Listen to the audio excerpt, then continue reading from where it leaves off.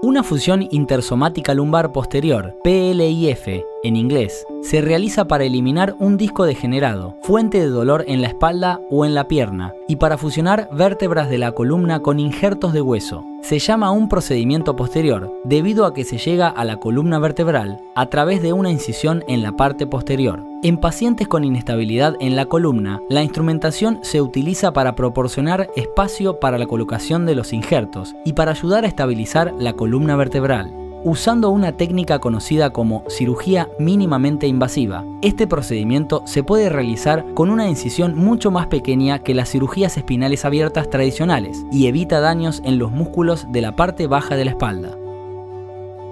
Dos incisiones cortas, aproximadamente de 2,5 centímetros, 1 pulgada, cada una, se realizan a cada lado de la mitad de la parte baja de la espalda. Un dispositivo que proyecta imágenes en directo de rayos X en una pantalla, llamado fluoroscopio, se suele utilizar para determinar la posición exacta de la columna vertebral en donde se realizará la cirugía. A continuación, un alambre fino o aguja se inserta a través de los tejidos musculares y para nivelar la columna vertebral en cada lado. Dilatadores especiales son guiados por el cable para separar las fibras musculares y proporcionar acceso a la columna vertebral subyacente sin cortar a través de los músculos. Después que los dilatadores iniciales se acoplan en la parte posterior de la columna vertebral, se añaden dilatadores más grandes, aumentando gradualmente el diámetro para permitir espacio suficiente para el procedimiento quirúrgico en cada lado.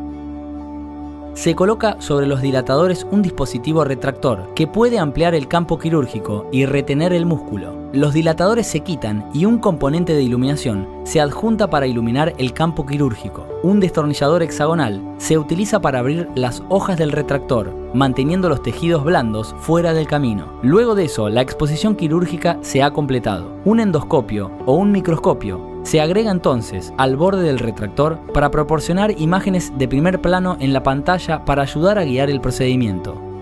Instrumentos de corte se utilizan para eliminar las porciones de la lámina, laminectomía, y porciones de las articulaciones facetarias, facetectomía, de la parte posterior de las vértebras, en cada lado. Una extracción de hueso aquí permite al cirujano ver el disco en degeneración. Mediante la introducción de un instrumento de agarre, a través de las incisiones a cada lado, se elimina la mayor parte del disco intervertebral. La extracción del disco anormal aleja el peligro.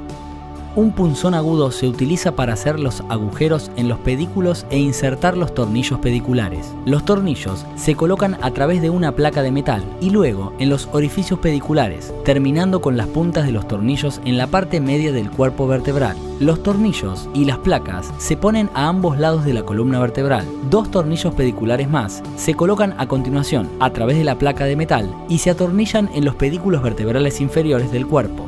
Para prepararse para la inserción de injerto de hueso, el espacio de disco es separado, distraído, moviendo los cuerpos vertebrales o aplicando presión sobre los tornillos pediculares. Los tornillos se aprietan para sostener el espacio de disco en esta posición abierta. Dos injertos óseos se colocan entre los cuerpos vertebrales. Los injertos de hueso permiten una eventual fusión mientras el hueso crece entre los cuerpos vertebrales. En variaciones de este procedimiento, separadores, jaulas llenas de material de injerto, injerto óseo o material de suelo también pueden ser empacados en el espacio discal para ayudar con la fusión.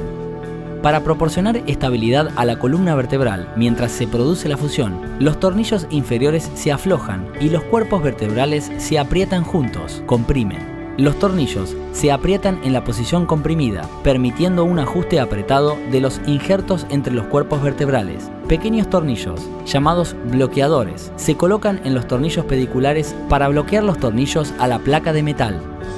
El enfoque de la cirugía mínimamente invasiva, MIS, se puede realizar de manera segura con menos trauma a los músculos circundantes. Procedimientos de MIS pueden resultar en menos dolor postoperatorio, hospitalizaciones más cortas y la recuperación del paciente más rápida que los métodos quirúrgicos abiertos tradicionales.